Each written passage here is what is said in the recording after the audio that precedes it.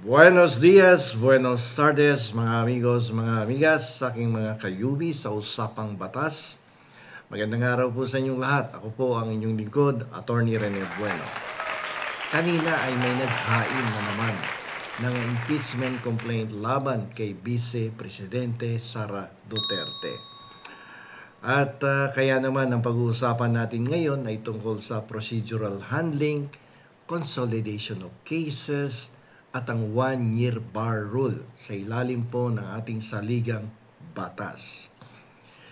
Sa kasaysayan po ng ating bansa, bihirang-bihira tayong makasaksi ng ganitong kabilis, no, na paghahain ng mga impeachment complaint laban sa isang impeachable official. Kasi sa loob lamang ng unang 2 linggo ng Pebrero, 3 reklamo agad ang inihain laban kay Vice President Sara Duterte. Yung unang 2 reklamo na isinumite ng Makabayan Black at ng, kung di ako nagkakamali, Tindig Pilipinas, di ba?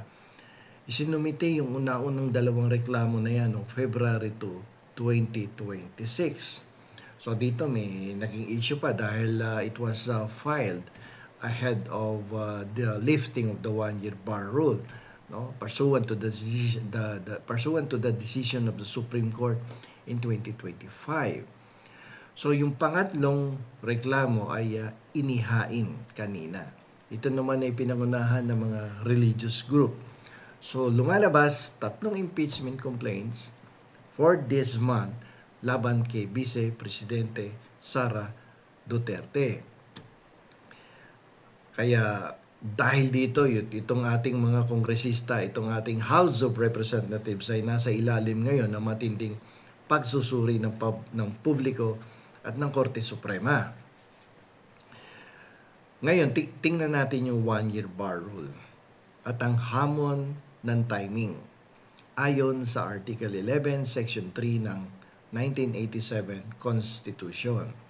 Sinasabi rito na hindi pwedeng magsimula ng higit sa isang impeachment proceeding laban sa isang opisyal sa loob ng 1 taon. Dito nagmumula ang kontrobersiya. Okay. Ano ba yung February 6 deadline na sinasabi? Kung maalala nyo, matapos mapawalang bisa ang impeachment noong 2025, marami pong mga legal experts ang nagsabing ang proteksyon ng Vice President ay matatapos lamang sa February 6, 2026 dahil nga doon sa one-year bar rule na hindi ka pwedeng magsampa muli ng reklamo laban sa isang impeachable official kapag kasasampa pa lamang nung una, and then within 1 year, no, from the time it was filed, no, ay walang ibang reklamong pwedeng isumite sa House of Representatives. So yun yung protection niya, within 1 year, walang pwedeng magsampa kasi kadidismiss lang siya o napawalang bisa yung naunang reklamo. Ngayon, tingnan natin yung controversy na maagang pagsusumite ng reklamo. Dahil inihain ang unang 2 reklamo noong February 2. Matatandaan nyo, noong February 2 may unang 2 naghain ng reklamo. May mga aligasyon na ito ay premature at dapat ibasura agad dahil nilabag nito ang 1-year ban. Kung maalala nyo, nung isang araw ay meron din akong vlog tungkol dyan na talaga namang para sa akin din, in my own legal opinion, premature yung filing of the first 2 complaints, no? Medyo kumontra do sa decision ng Supreme Court noong July 2025. Ngayon, ang mga complainants ay kumakapit sa January 28 clarificatory resolution ng Korte Suprema na nagsasabing ang pagbibilang ay base sa session days. Kaya sa tingin nila ay safe na silang mag-file noong February 2. Ayan, kaya lang lamang maraming nagtatanong din na mukhang may technicality na naman na haharapin itong unang 2 nagsampa ng reklamo laban kay Vice Presidente. So ano mangyayari ngayon? 3 na yung impeachment complaint dyan sa Kongreso. At anong mangyayari doon sa unang 2 at doon sa pangatlo? Ngayon tingnan natin yung action ng Speaker of the House at yung referral process. Sa kabila ng ingay tungkol sa petsa, malaki po ang posibilidad na i-refer pa rin ni Speaker Bogie D ang lahat ng reklamo sa Committee on Justice. Sigurado yan, i-refer yan. Bakit po? Kasi ministerial duty lang naman si Speaker pagdating sa pagsasampa ng reklamo at pag-refer sa Committee on Justice. Hindi po trabaho ng Speaker mag-judge sa ebidensya o sa petsa sa simula pa lamang. Ang tungkulin niya ay dalhin ito sa plenaryo at ipasa sa tamang committee. Yun nga, sa Committee on Justice. Matapos ang 2025 reversal, no? Mas maingat na po ang liderato dyan sa House of Representatives. Ang pag-refer sa committee ay tanda ng pagbibigay ng due process upang hindi na muling mapahiya sa Korte Suprema ang ating mga mambabatas. So ngayon, dahil tatlo yan, definitely magkakaroon ng consolidation of cases, yung pagsama-sama ng mga reklamo. Pagsasamahin ito ng committee bilang isang package, no? Isang package na lang silang tatlo. Isang pagdinig at isang set ng mga ebidensya para sa iisang opisyal. So, kaya tinawag yan na package. Okay, so dito magsisilbing filter itong Committee on Justice. Kapag nasa Committee on Justice na ang mga dokumento, dito gagawin ang critical na pagpapasya. Okay?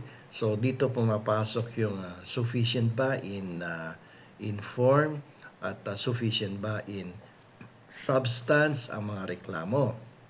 So pag sa form, magkakaroon ng technical scrutiny yan. Dito pagdidebatihan kung valid ba ang February 2 filing. Kung magdesisyon ng committee na too early yan, no? Maaari nilang i-dismiss ang unang dalawang reklamo. Ngunit itutuloy yung pangatlong reklamo. Ayan, so yung pangatlong reklamo yung i-final kanina, February 9. Dahil ito ay siguradong pasok siya sa takdang panahon. Kasi ang lifting ng 1-year bar, no, rule ay sa February 6, February 9 na ngayon. So, pwedeng pumasok to. Kaya nga lamang dapat makomply niya yung sufficiency in form and sufficiency in substance. So, sa substance, no, pagkatapos ng scrutiny in form, ay susuriin kung ang mga aligasyon ay sapat na basehan para sa impeachable offenses tulad ng graft or kaya ay culpable violation of the Constitution. Parehong-pareho din kung anong ginawang proseso sa impeachment complaint na isinumite laban po kay President Ferdinand Marcos Jr. kay BBM. Ganon din ang prosesong pagdadaanan nito ngayon ng reklamo kay Vice President Sara Duterte. Yung third complaint na inihain ngayong araw na to, February 9, ay ang legal insurance. Legal insurance yan. Siguradong untouchable ito sa timing kasi beyond February 6 na isumite. Kaya kahit ma-technical ang unang dalawa, hindi titigil ang buong proseso ng impeachment complaint laban kay Vice Presidente. Kung maalala nyo noong nakaraang linggo, sa aking mga vlog, ay pinapaalala ko din na sana may magsampa ng pangatlong impeachment complaint. Just in the event na ma-technical yung first two complaints, pasok yung pangatlo. Kaya nga lamang dapat siguraduhin na may sufficient in form at sufficient in substance yung pangatlong reklamo. Okay.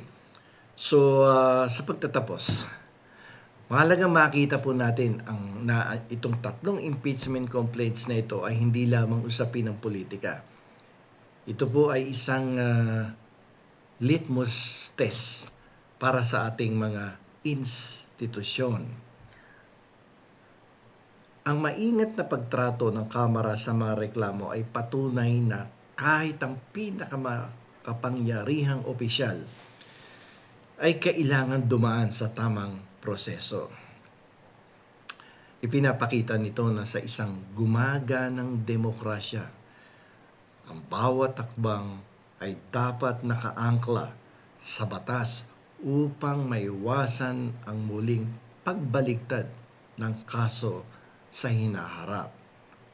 So yung paghain ng ikatlong reklamo ay nagpapaalala sa atin na sa arena ng batas, ang timing ay kasing halaga ng ebidensya. Dapat humanap ka ng panahon na masasabi mong perfect timing ang filing of the impeachment complaint. Perfect timing ang presentation of the evidence.